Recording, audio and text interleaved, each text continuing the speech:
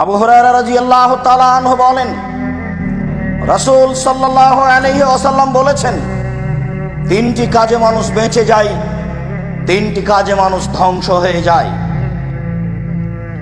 যে তিনটি কাজে বেঁচে যায় তার এক নম্বর কাজ হচ্ছে তাকওয়াল্লাহ ফি সিররি ওয়াল আলানিয়া, আল্লাহকে ভয় করা গোপনে, আল্লাহকে ভয় করা প্রকাশ্যে। আল্লাহকে ভয় করা গোপনে, আল্লাহকে ভয় করা প্রকাশ্যে। না, এখানে কথা বলা হবে না, ও শুনে নিতে পারে। প্রকাশ্যে ভয় না, এটা কে কি বলতে পারে, কি যে হয়। গোপনে কেউ নেই, নির্জনে পাপ করে যাচ্ছে, সে আল্লাহকে ভয় করতে পারে না গোপনে।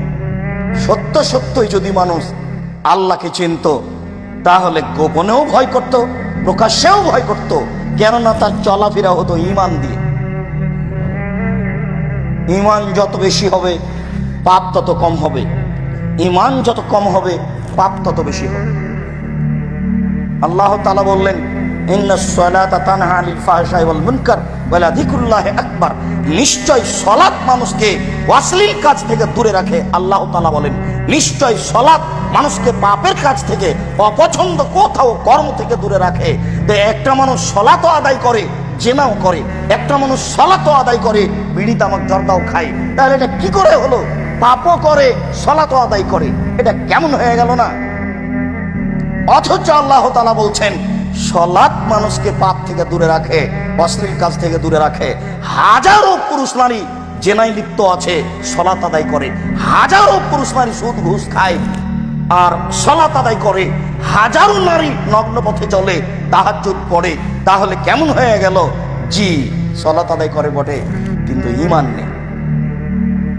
ঈমান দিয়ে পাপকে ঠেকানো যায়। যখন কেউ নেই, তখন ঈমান দিয়ে পাপকে ঠেকানো যায়। ঈমান একটা জিনিস যা দিয়ে প্রকাশ্যে আল্লাহকে ভয় করা যায়, যা দিয়ে গোপনে আল্লাহকে ভয় করা যায়। ঈমান যত বেশি হবে পাপ তত কম হবে, ঈমান যত কম হবে পাপ তত বেশি হবে।